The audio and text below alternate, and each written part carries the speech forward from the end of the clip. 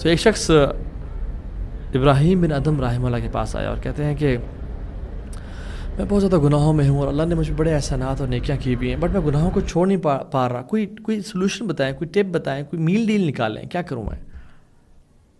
تو انہوں نے کہا کہ اگر میں تمہیں 5 میں سے تم ان میں سے کوئی بھی اختیار کر لو، انشاءاللہ تم بچ جاؤ گے.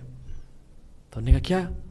وہ خوش ہو گیا. انہوں نے کہا کہ اگر تم گناہ کرنا چاہتے ہو نا تو جو اللہ نے تمہیں رزق دیا نا اس سے کھانا چھوڑ دو، پھر گناہ کر لو.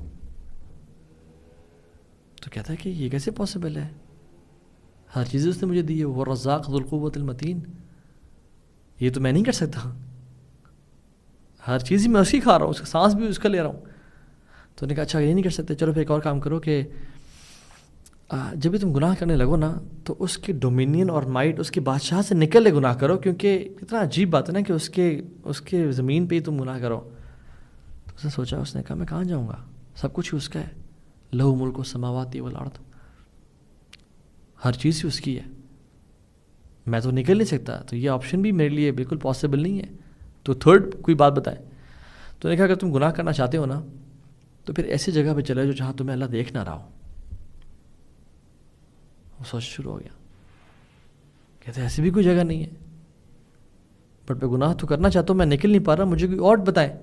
تو کہتے ہیں تو کیسے ہو سکتا ہے کہ تم اس کے دیے رزق سے کھا رہے ہو، اس کی زمین پہ رہ کے وہ تمہیں دیکھ رہے ہیں اور تم گناہ کرو؟ انہوں نے کہا اچھا 4تھ آپشن کیا ہے؟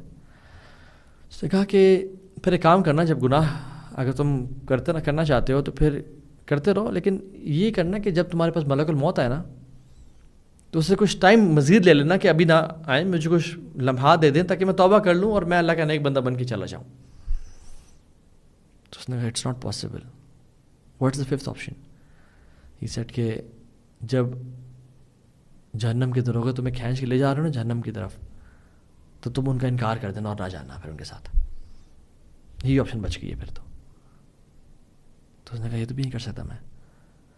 کہتے تم جب رب کی زمین پہ رہ رہے ہو، رب کا کھا رہے ہو، رب کا سانس لے رہے ہو، رب تمہیں دیکھ رہا ہے، تم ملک الموت کو بھی انکار نہیں کر سکتے ہو، تم جہنم میں جانے کا بھی جب انکار نہیں کر سکتے ہو، تو پھر تمہیں کیا حیا نہیں آتی کہ اس رب کا سب کچھ کھانے پینے کے بعد اسی کی نافرمانی کرتے ہو؟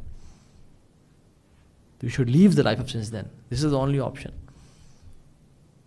And then اس کو جب یہ thought provoking questions سے سنے تو اس نے پھر گناہوں کی لائف کو چھوڑ دیا الحمدللہ.